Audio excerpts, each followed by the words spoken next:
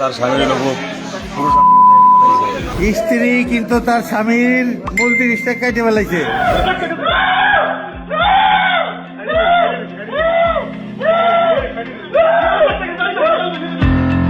একজন পুরুষের প্রশান্তি আর বিশ্বাসের জায়গা তার প্রিয়তমা স্ত্রী, কিন্তু সেই বিশ্বস্ত স্ত্রী কখনো কখনো হয়ে ওঠে হায়নার মতোই হিংস্র। সেই হিংস্রতায় এবার ফরিদপুরে স্বামীর ফেলার অভিযোগ উঠেছে। তবে এই ঘটনায় পুরুষের দায়ও কম নয়। তবে কি কারণে এমন ঘটনা আর কি বলছেন স্থানীয়রা? চাঞ্চল্যকর এমন ঘটনায় অভিযুক্ত নারীও জানিয়েছেন ঘটনার নেপথ্যের কারণ।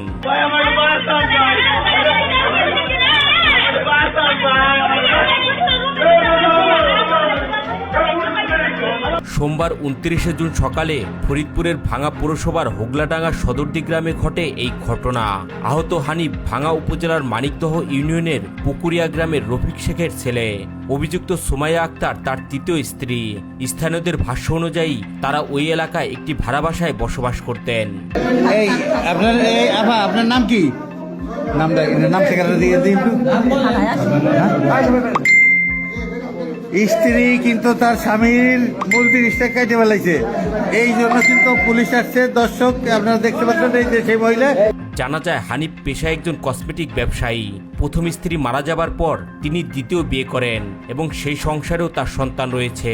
পরে ব্যবসার সূত্র ধরে পার্শ্ববর্তী নগরকান্দি উপজেলার এক প্রবাসীর স্ত্রীর সঙ্গে তার পরিচয় হয়। সেই পরিচয় থেকে প্রেমের সম্পর্ক গড়ে ওঠে এবং পরবর্তীতে এই নারীকে বিয়ে করে আলাদা বাসায় ভাড়া রাখেন বলে অভিযোগ রয়েছে। মাঝে মধ্যেই তিনি সেখানে সময় কাটাতে আসতেন। বুঝতে পারছেন আপনারা যে ইটা ব্যবহার করছেন ওটা করে একটু দেখেন কোন জায়গায় ফেলাইছেন একটু দেখান কোন জায়গায় ফেলাইছেন। আপনারা এখানে আসেন প্লিজ। যান যান আপনি যান যান, তোমরা আইছো না, কেউ আইছো না।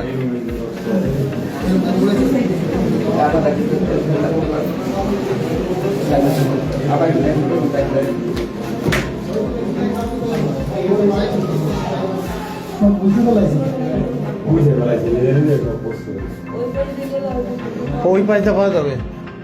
আচ্ছা আমি ব্যবস্থা করতেছি। এই কাকা ওই পাশে একটা বেলেট ফেলেছে, নিয়ে গেতে যাচ্ছে। স্থানীয়দের দাবি তাদের দাম্পত্য জীবনে প্রায় ঝগড়া বিবাদ লেগেই থাকতো। রোববার রাতেও দুজনের মধ্যে তীব্র কথা কাটাকাটি হয়। এরপর গভীর রাতে হানিফ ঘুমিয়ে পড়লে ব্লেড দিয়ে তার দেন স্ত্রী সুমাইয়া। সকালে ঘুরতে দেখি অনেক চিল্লে পরে দেখা এসে দেখি যে এক মহিলা বলে তার স্বামীর লোক পুরুষ। মূলত আমি তাকে সকালবেলা এসে দেখি যে এক মহিলা তার স্বামীর কাইটা ফেলাইছে পারিবারিক ঝগড়াঝাড়ি নিয়ে। তো আমি সকালবেলা এসে দেখি মানে জড়াজড়ি হয়েছে। আমি সকালবেলা ডাকছিল, ডাকাডাকি মানে ডাকি নাই, করতেছিল। হানিফের চিৎকারে আশেপাশের মানুষ ছুটে এসে তাকে উদ্ধার করে। প্রথমে ভাঙ্গা উপজেলা স্বাস্থ্য কমপ্লেক্সে নেওয়া হয়। পরে অবস্থার অবনতি হলে তাকে ফরিদপুর মেডিকেল কলেজ হাসপাতালে স্থানান্তর করা হয়।